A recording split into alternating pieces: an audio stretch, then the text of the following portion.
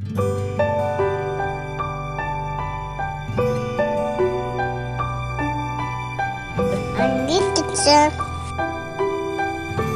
Friends, welcome to ஹனிரிஸ் kitchen. இன்றைக்கி நம்ம கண்டென்ஸ்டு மில்க், அதாவது மில்க் மெய்டு எப்படி வீட்லேயே செய்யுதுன்னு பார்க்கலாம். ஒரு பேனில் 1 கப் அளவுக்கு பால் ஊற்றிக்கோங்க. நல்லா திக் பாலாக எடுத்துக்கோங்க. பாருங்கள், பால் லைட்டாக சூடானதும் கரண்டியால் நல்லா கிளறி விடுங்க. சூடு எல்லா பக்கமும் ஒரே மாதிரி இருக்க மாதிரி கிளறி விட்டுக்கோங்க. லைட்டாக சூடானதும் இது கூட நம்ம 1/2 கப் அளவுக்கு சுகர் எடுத்துக்கலாம். நல்லா கிளறி விடுங்க. சுகர் நல்லா அதில் கரையிட்டும்.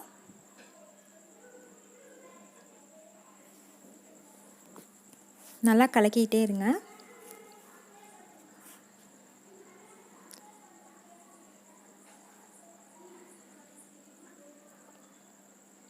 சுகர் ஃபுல்லாக இதில் கலந்துருச்சு.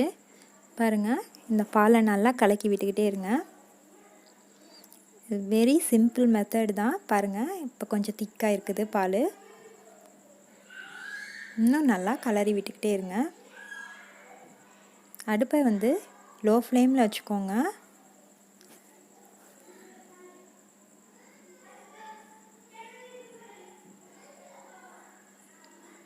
நல்லா கலரி விடுங்க.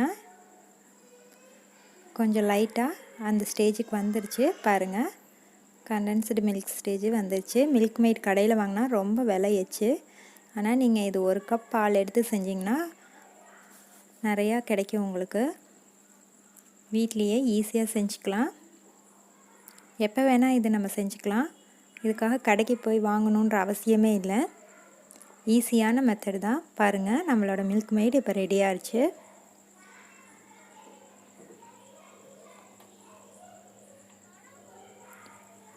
பாருங்கள், சூப்பராக ரெடி ஆயிடுச்சு. இது கூட 2 பிஞ்ச் அளவுக்கு சோடா மாவு சேர்த்துக்கோங்க. பேக்கிங் சோடா சேர்த்துக்கோங்க. ஸ்டவ் ஆஃப் பண்ணியாச்சு. இப்போ இதை நம்ம நல்லா கலரி விட்டுக்கலாம், கூல் பண்ணிக்கலாம்.